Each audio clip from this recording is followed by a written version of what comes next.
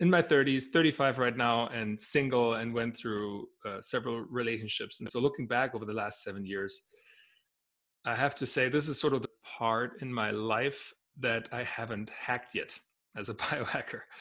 And then I read your book, and in the beginning, I resonated very much with what you said, that people are often looking for the perfect partner, but they should just enjoy the dating experience and look for positive uh, episodes and adventures, and then grow their confidence with that.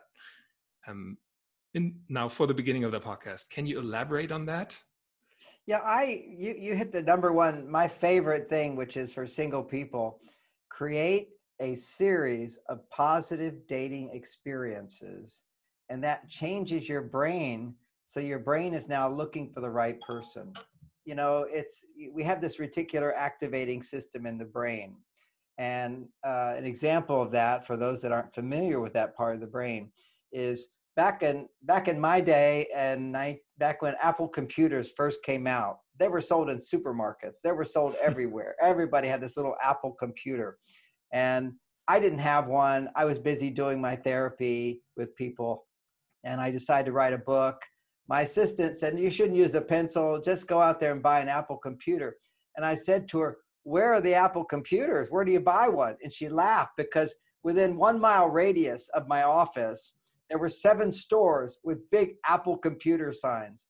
But because I wasn't looking for it, I didn't see it. It didn't even come into my consciousness. And this is a very real thing, is you have to be putting forth the question that the subconscious mind will answer, and the mind will seek out that answer. Where is it? It will come. So as it comes, you take what comes by what's a positive dating experience, and you look at what are the pros, what are the cons. So you're basically defining in your mind what your ideal relationship would look like for you. Now, it will never be everything. That's what we got to get out of our minds is, uh, there's the challenge for men. It's a little different for women, but the challenge for men is when you have quick sex with somebody and you ejaculate, what happens is your ability temporarily goes away to see the positive. It's just what, there's a comedian, some funny show really exampled this, where there's a guy, one of these comedians had a one night stand, and she was beautiful the night before, and he woke up and her big toe suddenly was getting bigger and bigger and bigger. And that's a phenomena of, you're looking for what you want, your mind sees what you want, but when you deplete your energy very quickly on a sexual level, then your mind will see everything you don't want out of proportion. So what happens is your mind just starts going, yes, but, yes, but, yes, but. So that's if you're looking for someone, if you have sex right away before you get to know them at a heart level or a mind level.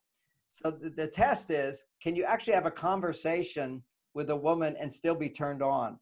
Can you do things for her and organize something and have her feel that she really appreciates what you did, and there wasn't a lot of conflict around that?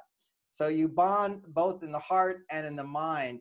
Then when you release the energy sexually, you have a heart connection and a mind connection, which is already established without it just being sort of the illusion. Because when you're turned on, everything looks beautiful. There's a word of hope for the women listening, is when you're the only naked woman in the room, you're $1 million to any man.